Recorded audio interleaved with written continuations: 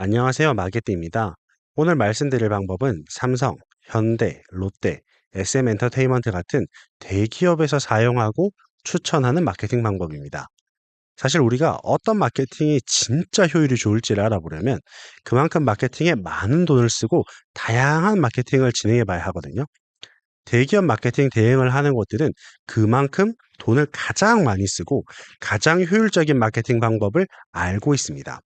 오늘은 대기업이 사용하는 마케팅 방법 중에 우리에게도 효율적으로 사용할 수 있는 그 마케팅 방법들을 말씀드리도록 하겠습니다. 첫 번째 방법은 내 약점을 드러내는 겁니다. 원래 마케팅은 자기 장점을 이야기를 많이 해야 되잖아요. 그렇게 해서 최대한 많은 사람들한테 내 장점을 어필하고 그 사람들을 최대한 많이 결제시키는 게 좋은 마케팅이라고 이때까지 생각해 왔습니다. 그런데 삼성그룹의 마케팅을 담당하는 제일기획에서는 이렇게 이야기하는데요. 이제는 자기의 약점을 스스로 드러내는 능동적 취약성이 필요하다고 이야기합니다. 제가 고객의 신뢰를 사는 게 중요하다고 말씀드렸잖아요.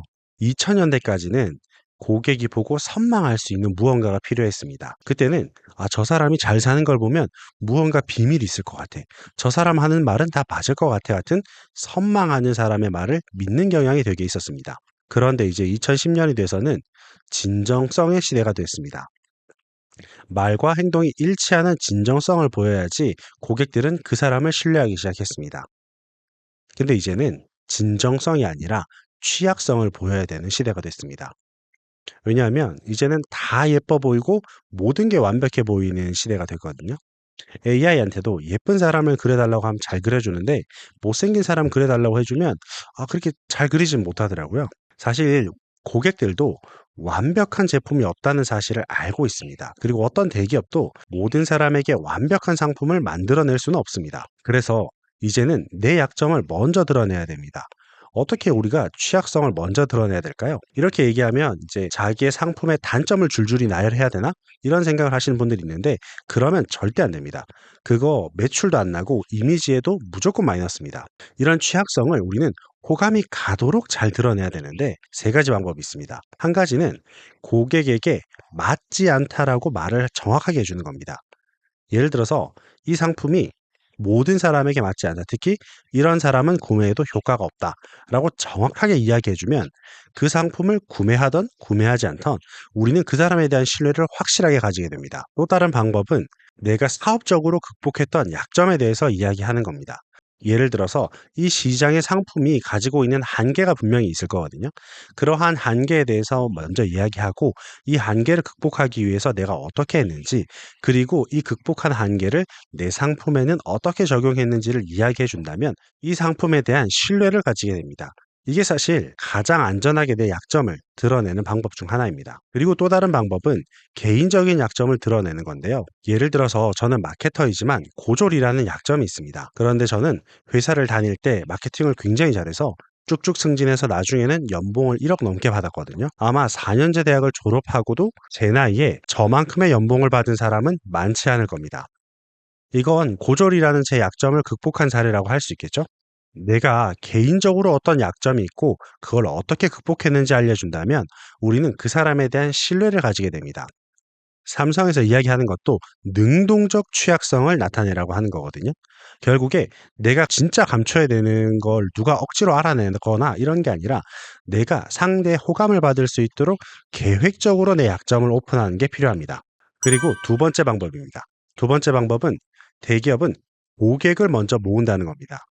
쿠팡은 6조의 적자를 봤지만 고객을 먼저 모은 다음에 수익을 냈습니다. 예전에 넥슨도 마찬가지죠. 돈슨이라고 욕을 많이 먹긴 했지만 그만큼 돈 버는 방법을 가장 잘 아는 회사입니다.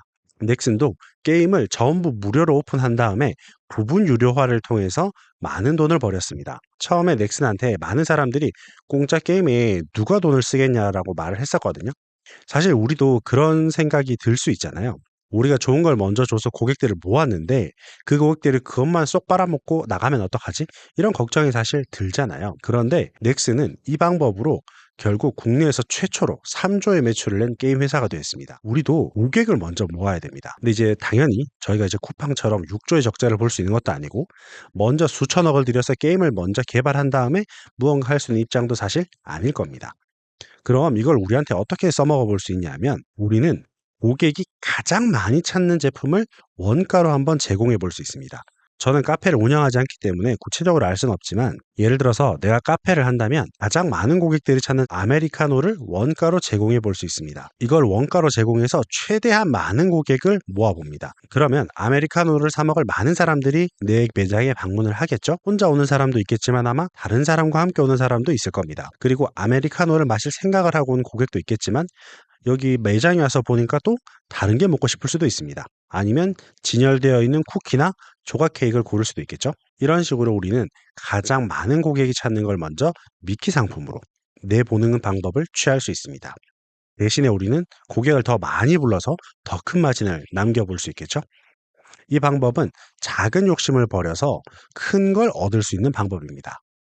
물론 이 방법이 무조건 먹힌다는 건 아니지만 아메리카노를 포함해서 모든 부분에서 마진을 남기려고 가격을 정했다면 사실은 고객이 거의 오지 않을 확률이 높습니다.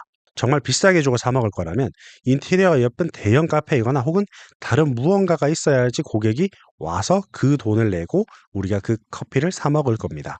그리고 또 하나 추천드리고 싶은 방법은 이건 조금 알려드리기 아까운 방법인데 실제 고객처의 연락을 모아보는 방법입니다. 지금은 당근이나 도도 포인트나 이런 걸 통해서 고객에게 우리가 다시 한번 매장을 방문하도록 연락을 할 수 있죠. 근데 저는 개인적으로 이런 당근이나 도도 포인트 말고 직접 고객의 연락처를 획득하는 걸 더 추천드립니다. 예를 들어서 고객이 연락처를 입력하면 거기에 쿠폰을 보내주거나 아니면 이름을 받아서 매장으로 오면 그 어떤 상품을 내어줄 수 있습니다. 이렇게 하면 우리가 고객의 연락처를 확보할 수 있죠. 이 장점은 내 집 근처에 있는 고객의 연락처를 확보할 수 있다는 겁니다. 실제로 내 가게에 방문할 수 있는 사람들이죠. 그리고 고객들의 연락처를 확보한 다음에 이제 그분들이 출근할 때나 아니면 퇴근할 때 아니면 휴일에 우리 집에 방문할 수 있도록 내가 직접 문자나 카카오톡을 보낼 수 있습니다. 이 방법을 하면은 매체를 통하지 않고 직접적으로 고객에게 다이렉트로 보내는 거기 때문에 좀 더 내가 얘기하고 싶은 걸 자유롭게 이야기할 수 있고 마케팅 비용도 거의 들어가지 않으면서 효과는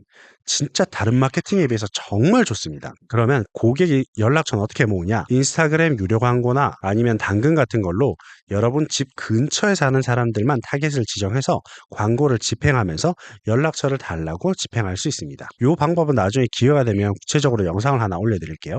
이제 세 번째 방법은 다른 사람이 내 걸 퍼뜨리게 만드는 방법입니다. 이걸 보통 바이럴 한다고 이야기를 하는데 SMCNC라는 회사에서 사용하는 방법인데요.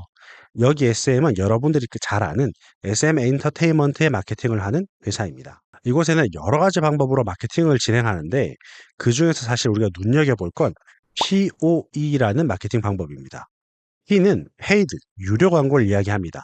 네이버 키워드 광고나 구글 애즈, 메타 스폰서드 광고가 여기 해당하죠. O는 온드 미디어를 이야기합니다. 이건 여러분들이 가진 채널, 여러분들이 직접 운영하는 블로그, 유튜브, 인스타, 틱톡 같은 SNS 채널이 온드 미디어입니다. 그리고 E는 언드 미디어 광고입니다. 언드 미디어 광고는 언론 보도, 입소문, 리뷰, 바이럴 공유, 고객 후기 같은 게 여기 속하는데요.